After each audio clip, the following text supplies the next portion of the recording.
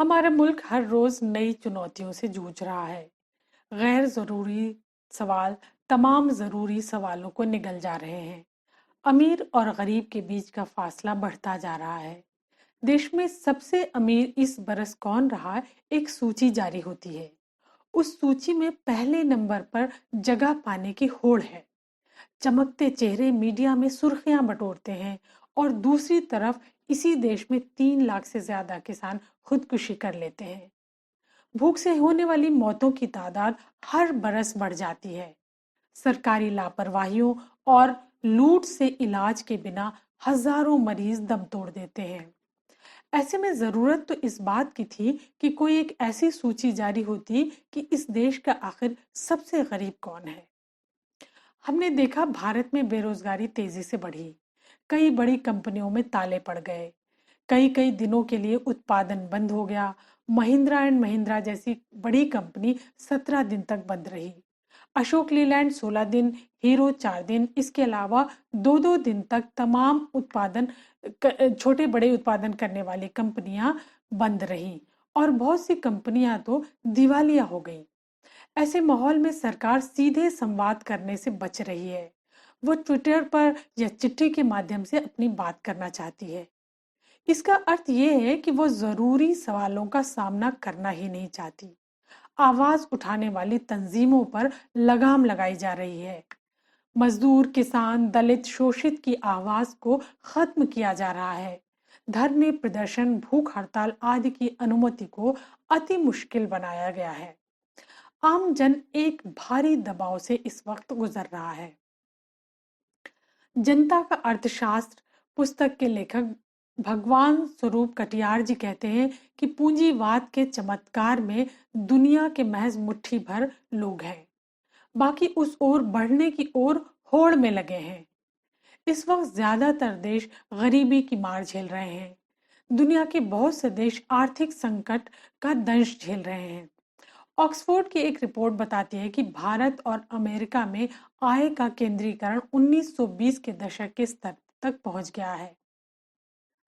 अरब और यमन के बीच पुराने टकराव जिसे हाल में भी देखा गया, जिसने तेल संकट बढ़ा दिया। म्यांमार में रोहिंग्या मुसलमानों पर जुल्म अभी भी जारी है।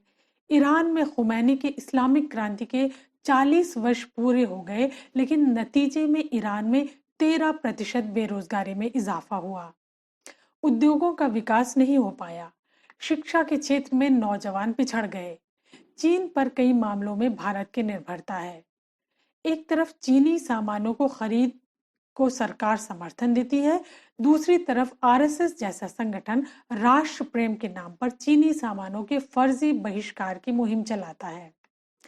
फांसीवादी ताकतों के उभार का एक नतीजा ये भी हुआ है कि राष्ट्रवाद के नाम पर अन्य देशों, खासकर इस्लाम से नफरत के जरिए अपनी ताकत बढ़ाने का काम हुआ है। इससे सत्ता हथियाई गई और सांप्रदायिक हिंसा बढ़ी है। रूस के पुतिन और टर्की के एर्दोगन ने भी अपने मुल्क में अधिनायकवादी पकड़ को और मजबूत किया। भारत के प्रधानमंत्री नरेंद्र मोदी ने भी ऐसे ही तमाम उदाहरण पेश किए हैं।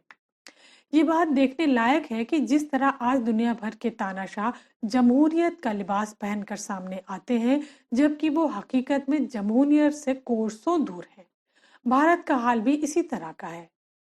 हम ये भी देख सकते हैं कि दुनिया का सबसे बड़ा लोकतंत्र भारत आज हकीकत में लोकतंत्र से बहुत दूर है। कभी गाय, कभी गोश्त, कभी प्रेम, कभी जात, कभी देशभक्त के आम जन के सवाल आम जन के जीवन को कठिन बनाते चले जा रहे हैं।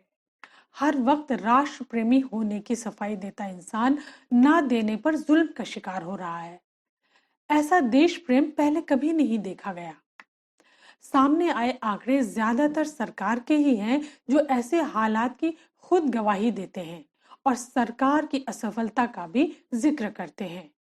देश में आज लगभग 6 करोड़ 25 लाख आय करदाता हैं, जिनमें 272 आय करदाता ऐसे हैं जिनकी सालाना आमदनी 500 करोड़ से ज्यादा है।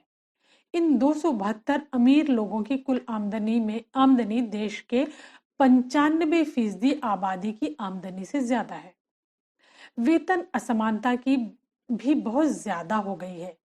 नोटबंदी और जीएसटी ने बेरोजगारी बढ़ा दी।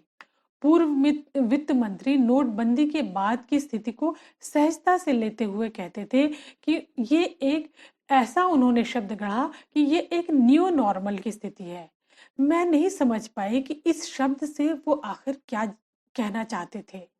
मेरे हिसाब से तो आज के हालात को देखते हुए एक नया शब्द तैयार होता है जिसे न्यू पुअर कहा जाए, जिसका विश्लेषण जरूर होना चाहिए। नोटबंदी, उसके बाद कोरोना से आई तबाही से एक नया तबका उभरा है, न्यू पुअर का। Centre of monitoring Indian economy की एक रिपोर्ट बताती है कि साल 2018 में बेरोजगार हुए लोगों में 88 लाख महिलाएं हैं।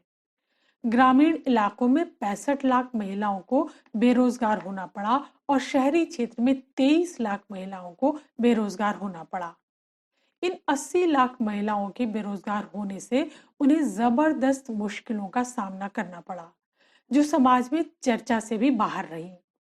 2014-15 में देश में कार्यरत 8 कंपनियों ने औसतन 10-10 हजार लोगों को काम से निकाला।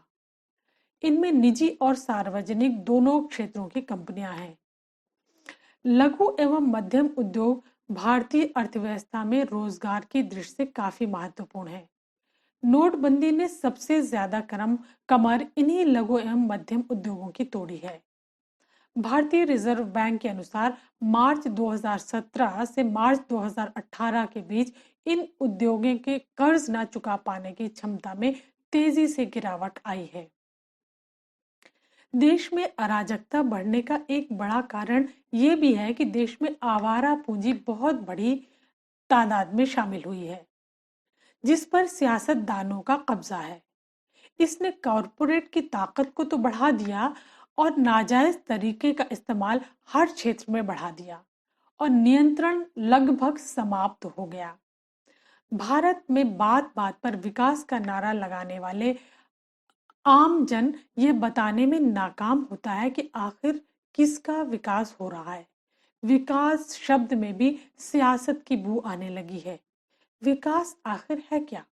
समाज विज्ञानियों का मत है कि विकास किसी भी देश या समाज की संपूर्ण तस्वीर बदलने को कहते हैं। यहाँ तक कि सामाजिक, सांस्कृतिक, राजनीतिक नजरिए में एक सार्थक समझ और प्रगतिशील सोच के बिना हम महज आर्थिक समृद्धि को विकास नहीं कह सकते।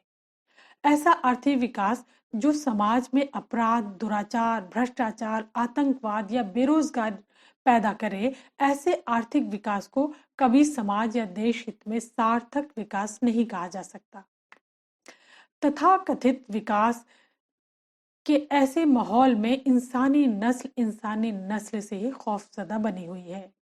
कब राह चलते आप क्षेत्रवाद, नस्लवाद, संप्रदायवाद का शिकार हो जाएं, कोई जानता ही नहीं। ऐसा माहौल जहां इंसान खुद को महफूज न महसूस करे, क्या वो एक बेहतर समाज होगा? आत्मनिर्भर भारत के नाम पर सरकार ने जो कुछ भी किया, उसने जनता की तकलीफ को और बढ़ा दिया है। बैंकों में जिस शर्त पर बेरोजगारों को लोन दिया, उससे वो बेरोजगार कर्ज के और गहरे दलदल में फंस गए, जिससे निकलने का रास्ता अब उनके पास नहीं है। वो महज रोजगार प्राप्त सरकारी आंकड़े बनकर रह गए, पर उनके हाथ कुछ भी नहीं लगा।